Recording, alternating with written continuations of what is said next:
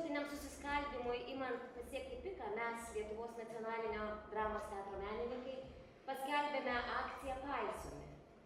Teatras gimė tada, kai iš vienbalsio choro išstojo žmogus su atskiraja nuomonė, o dialogas radosi prabilus antrajam.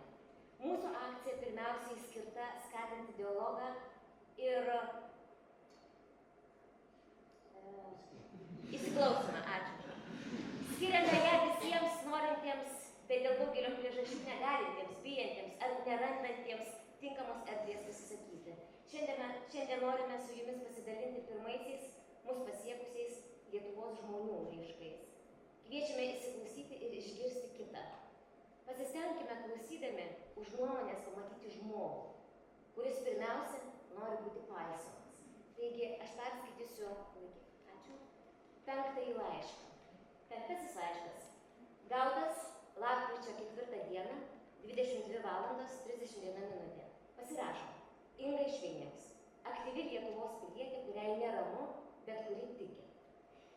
Šiuo metu yra eilinis vakaras mano namuose, kai su partneriu aptarėme dienos aktualijas, valgome vakarienę ir veikime įprastus dienos darbus. Giliai širdyje man baisu, kaip stipriai nusirito valdžia, kaip stipriai Rusija padirbėjo užverbuodami tiek daug šalies piliečių, įskaitant net prezidentą. Kiekvieną dieną negaliu patikėti, kad aukštas ir gražus tokius grūdus šneka ir nieko nedaro. Giliai kažkur atrodo tikiu, kad na jau blogiau gal nebepadarys, bet ima ir vėl padaro.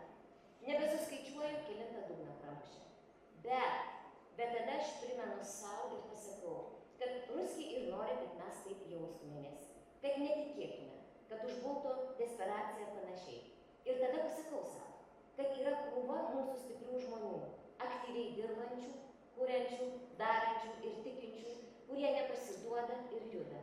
Esu tarp jų, turiu ginklą, treniruojuosi, stoju šaunius, palaikau sveiką fizinę formą, kad galėčiau veikti ir padėti kitiems, kai jiems to reikės. Ir visą savo esybę palaikau jūsų asamblėje. Čia yra visa ir labai stipri mūsų intelektualų dalis, kuriais tikiu ir tikiu, kad šviesa nugalės, kaip kad nugalėjo ir dėl mūsų senelių ir tėvų tikėjimo.